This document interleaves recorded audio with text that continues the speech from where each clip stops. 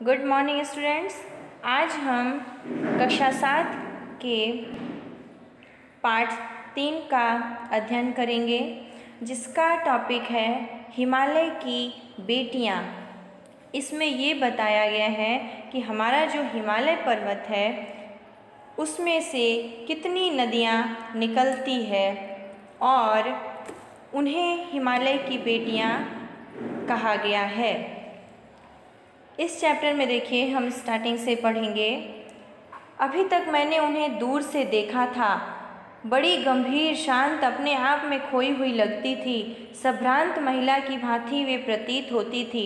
यानी कि कवि ये कह रहे हैं कि मैंने हिमालय पर्वत को दूर से देखा था, वो बहुत ही शांत और अपने आप में ही मगन, खोई हुई लगती थी।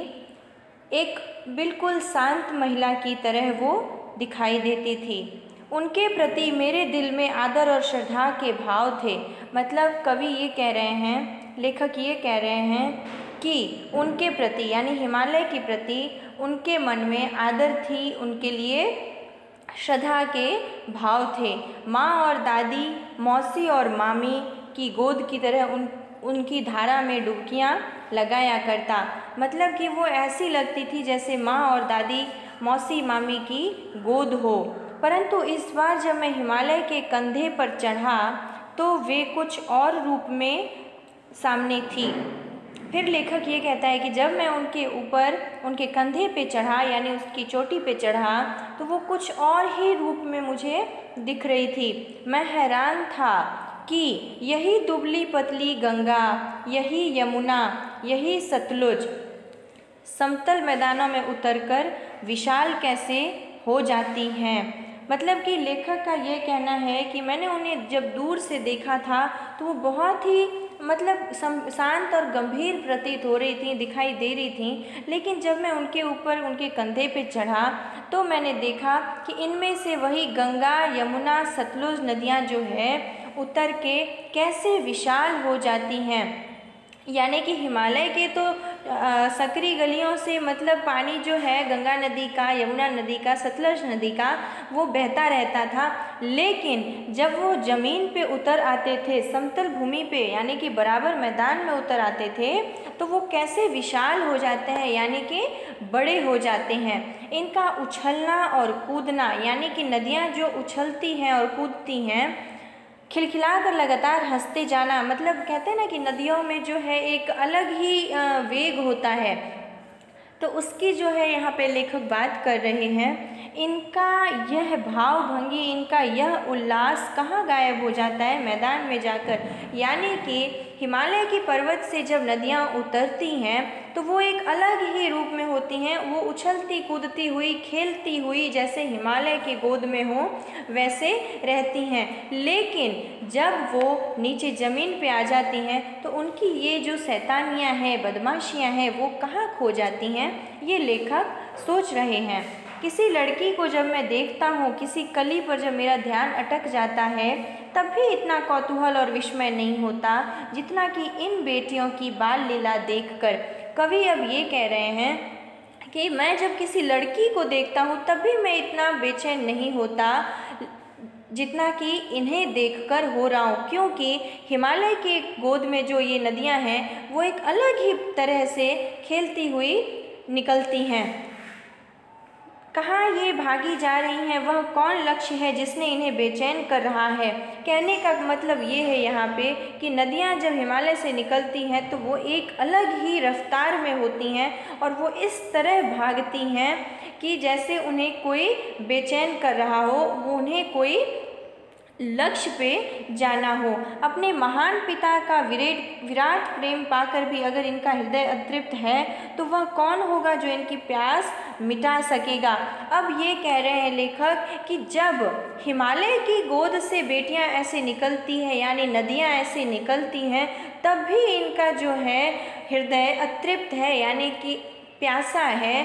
तो वो कौन है जो इनकी प्यास मिटा सकता है? ये इतने बेचैन क्यों रहती हैं? बर्फ़ जली नंगी पहाड़ियाँ, छोटे छोटे पौधों से भरी घाटियाँ, बंधुर अधिक्याएँ, सरशब्द उपत्यकाएँ, ऐसा ही इनका लीला निकेतन खेलते खेलते जब ये जरा दूर निकल जाती हैं तो देवदार, चीड़, सरो, चिनार, सफ़ेदा, कैल के जंगलों में पहुंचकर शायद इन्हें बीती बातें याद करने का मौका मिल जाता होगा। अब ये कह रहे हैं लेखक कि नदियाँ जब निकलती हैं हिमालय से तब वो घने जंगलों में जब जाती हैं तो उनका सामना देवदार के पेड़ से, चीड़ के पेड़ से, सरो के पेड़ से, चिनार के पेड़ से, सफ़ेदा के पेड़ से और केला के पेड़ों में उनका जो है सोचता है कि उनको ये सोचने का टाइम मिल जाता होगा कि हमारी मंजिल कहाँ है। कौन जाने बूढ़ा हिमालय अपने इस नटखट बेटियों के लिए कितना सिर धुनता होगा। बड़ी बड़ी चोटियों से जाकर पूछिए तो उत्तर में विराट मौन के सिवाय उनके पास और रखा ही क्या है।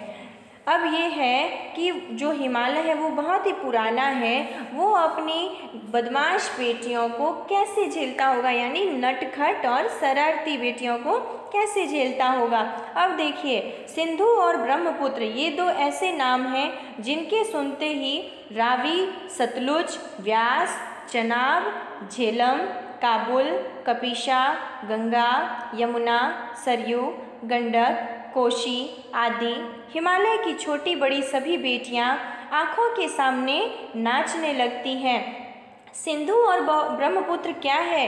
ये दो नदियों के नाम हैं। इन जब दो नदियों, ये दोनों बहुत ही बड़ी नदियां हैं, इन दोनों के जब नाम आते हैं तो इनके सामने ये सभी नदियां जो हैं, छोटी बड़ी सभी बेटियां आँखों के सामने नाचने लगती हैं। यानी कि रावी से लेके कोशी तक में छोटी बड़ी नदियाँ सभी मिक्स हैं, तो सभी जो है वो आँखों के सामने आने लग जाते हैं। जब हम सिंधु और ब्रह्मपुत्र नदियों को याद करते हैं तो हमारे सामने ये सभी नदियाँ जो हैं आँखों के सामने आने लगती हैं। वास्तव में सिंधु और ब्रह्मपुत्र स्वयं कुछ नहीं है। वास्तव में जो सिंधु और ब्रह्मपुत्र है वो कुछ भी नहीं है। दयालु हिमालय के पिघले हुए दिल की एक एक बूंद न जाने कब से इकट्ठा होकर इन दो महानदों के रूप में समुद्र की ओर प्रवाहित होती रही हैं। कितना सौभाग्यशाली है वह समुद्र जिसे पर्वतराज हिमालय की इन दो बेटियों का हाथ पकड़ने का श्रेय मिला।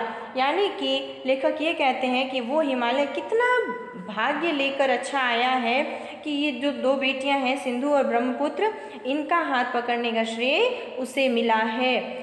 जिन्होंने मैदान में ही इन नदियों को देखा होगा उनके ख्याल में शायद ही यह बात आ सके कि बूढ़े हिमालय की गोद में बच्चियां बनकर ये कैसे खेला करती हैं।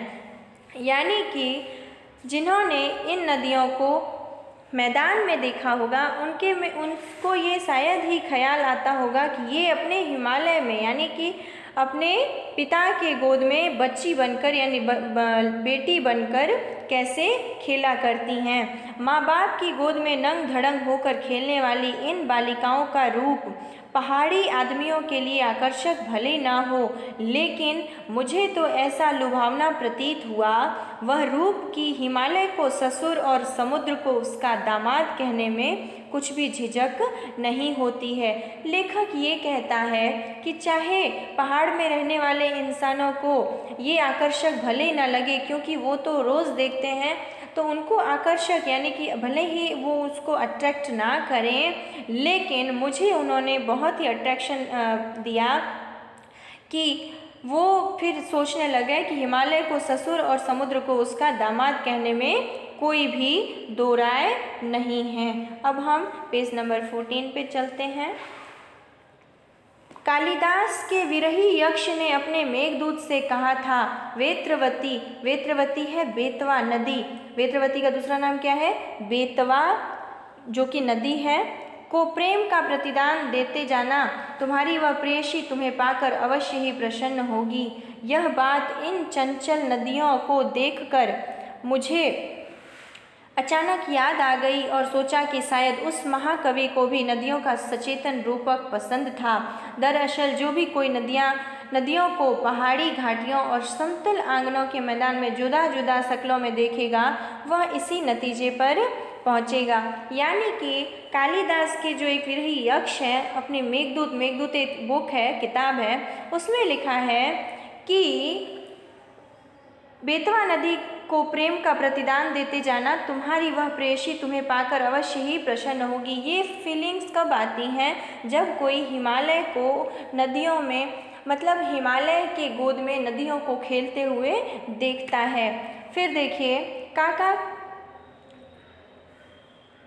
काका कालेलकर ने नदियों को लोक माता कहा है, किंतु माता बनने से पहले यदि हम इन्हें बेटियों के रूप में देख लें तो क्या हर्ज है।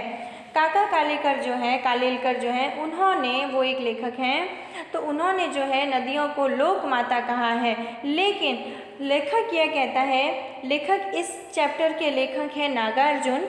इस लेखक के जो चैप्टर के जो लेखक हैं नागार्जुन, वो कहते हैं कि अगर हम नदियों को माता कहने से पहले बेटियों के रूप में देख लें तो कैसा रहेगा, क्या इसमें कोई प्रॉब्लम है? यानी कि जिस प्रकार नदियाँ हिमालय की गोद में खेलती हैं, उन्हें बेटियां कहने से कोई भी हर्ज नहीं होगा, क्योंकि बेटियां अपने परिवार में, अपने पिता के घर पे बेझिझक होकर रहती हैं। और थोड़ा आगे चलिए, इन्हीं में अगर हम प्रेयसी की भावना करें तो कैसे रहेंगे, यानी प्रेमिका की भावना रखें तो कैसा रहेगा। ममता का एक और भी धागा है जिसे हम इनके साथ जोड़ सकते हैं। बहन का स्थान कितने कवियों ने नदियों को दिया है। एक दिन मेरी भी ऐसी भावना हुई थी। लिंग यानी तिब्बत की बात है।